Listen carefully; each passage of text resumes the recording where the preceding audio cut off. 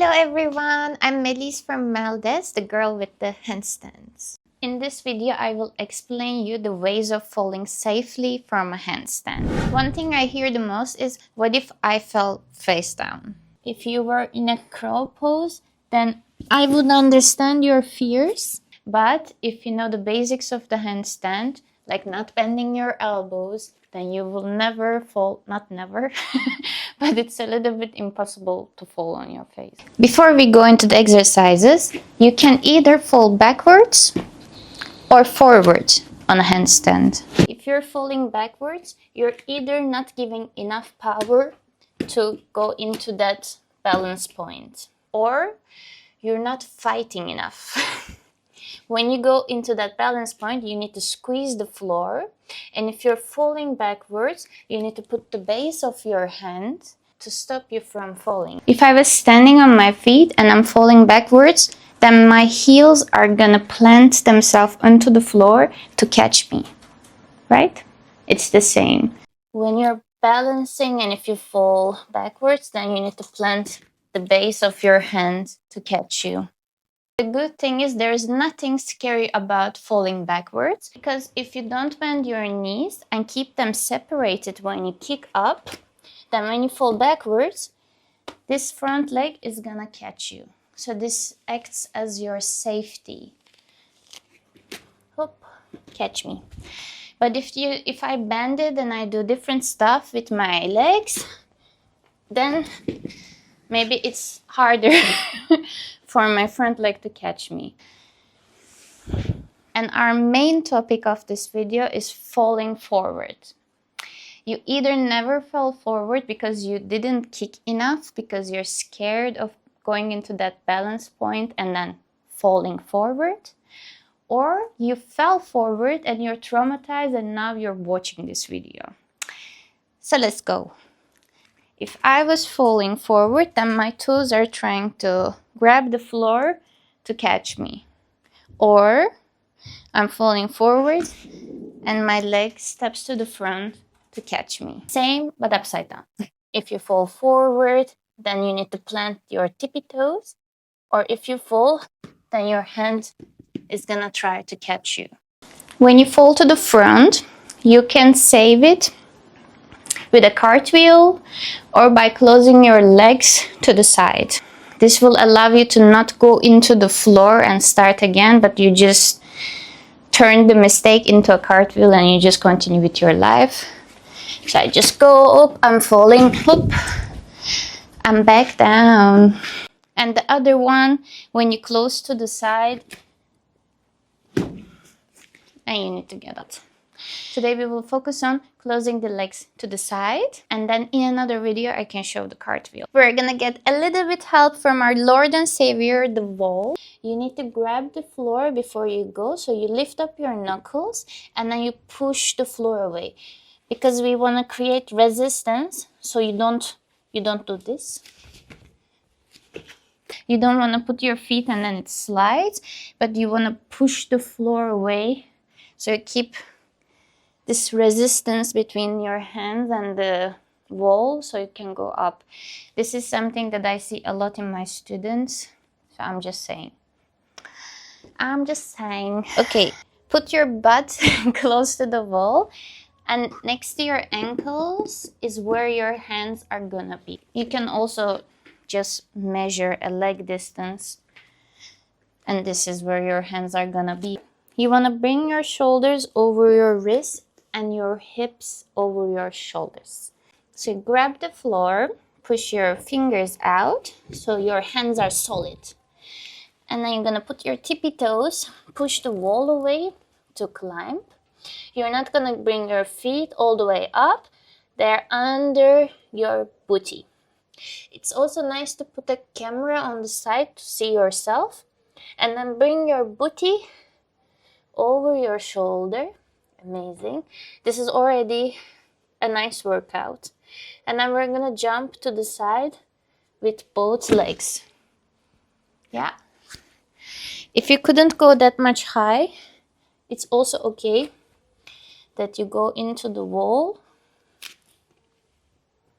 and then you jump. Doesn't have to be super high. And to the other side, both legs. And also, if it feels so heavy on your shoulders, that's completely okay, because your knees are really close to your chest, so all the weight is on your shoulders right now. So don't get discouraged. Yes. Second step, same. We put our hands and feet, climb up, booty closer to your shoulders, and now we're gonna do 1, 2 with the feet. Papa. And to the other side, 1, 2. Just like I said in the beginning, standing still and falling is the same as being on a handstand and falling. If you fall in a handstand, your hand is automatically gonna go to the front to catch you. We're gonna mimic this with our hands. Into our position, bring your hips over slightly. Hand 1, 2. Okay, if you succeeded in all of these, then we're gonna go one step further. If you feel not comfortable yet, just keep on practicing and your body is gonna get used to the pattern that you're putting it into. If you didn't know how to ride a bicycle and I just put you on it, then you will fall, you wouldn't know how to balance it. But the more you practice, your brain makes connections and then it becomes easier and you will never lose it again. So just keep on practicing. Okay, now we're gonna go into same position, but this time you're gonna bring your hips over your shoulders, bring one foot up and try to detach from the wall. And then we're gonna do 1, 2. You're gonna try to balance and you're probably gonna fall. And while you're falling, you're gonna practice your falling. The important thing here is when you're detaching, not to push yourself like this. It's very important. Don't push the wall away with your feet to go into that balance point. Shift your weight slowly and detach. And now you're gonna lose your balance here and practice what we learned. You can also try this one on the wall to practice falling from high down. You need to be half leg away from the wall. So your hands are gonna be here. You're gonna kick up into a banana. Then bend your right knee. Bring the other one together. Then with this one, you're gonna come to your tippy toes. Tuck your belly. And slowly detach. And when you're balancing, close to the side. You can also go kick up, tuck the belly, detach yourself, close to the side. You can also try facing the wall. You're half a leg distance away from the wall. That's where your hands are gonna be. And then we go onto the wall, shoulders over your wrist, and you're in this diagonal shape. Belly is tucked. This is also really good for strength. Push the shoulders away, and then I'm gonna bring my left leg straight back. This one, your toes are not here, but here. And then I'm gonna slide my feet down. This will bring my hips over my shoulders. And I'm gonna feel the shift, the weight shift of the balance and fall to the side. It's very important. Don't push the wall away with your feet to go into that balance point. Shift your weight slowly and controllably. We're gonna practice how to close to the side. Twisting your body and closing your legs to the side like we did on the wall. So you can close both ways. If my right leg in the front, I can close to this side, to the left, or to the right side as well, depending on where your weight is shifting. So we're gonna practice both. I find closing to my front leg easier than others. So that's what I do always, but it's good to practice both. So we're gonna go into a little jump and close to the side. Shoulders over the wrist, down, up, close to the side. So you're kind of trying to see how much power you need to give to go into that balance point. Kick up, balance. I'm going back, whoop, close to the side. Go into your kick up position. Your hands shoulder distance apart. Elbows always straight. The jumping feet in the front. And this gives direction in the back. So it's gonna look like this. I'm falling. It can also look like this. Let's do it step by step. Go into your handstand position like we talked. Bring your left leg up and to the side. Look in between your thumbs, like you're gonna kick up, and then look at your feet, put it to the side. And now we're gonna kick, up, bend the knee, kick, look to the side.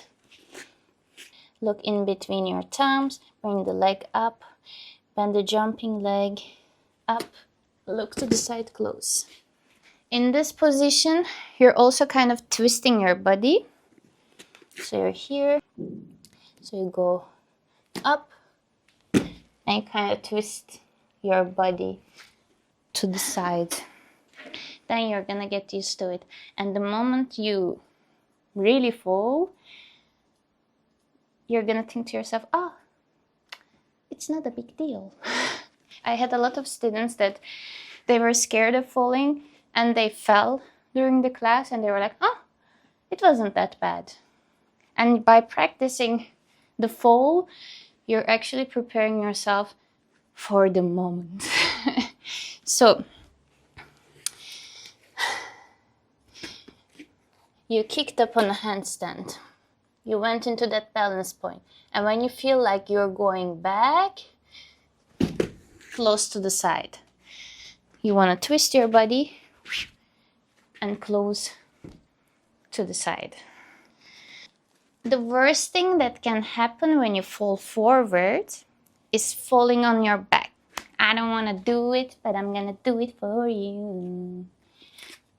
So you fall. And imagine I went with my back. If it happens and all the ways that I taught you didn't work, just so you know, just to keep in mind, if you fall backwards, you want to keep your hips high and your heels on the ground, because you don't want to go onto the floor with your back like this. Even if you don't have the shoulder mobility to go into a proper bridge, if you keep your hips high and your heels down, then you will be fine. So this is the worst case scenario. This is my first YouTube video. I'm super excited to share more things with you guys. So if you have any questions or any tutorials that you want me to shoot, I am planning to do a kick up video, handstand basics. I will also do videos in Turkish. So yeah, let me know. Thank you.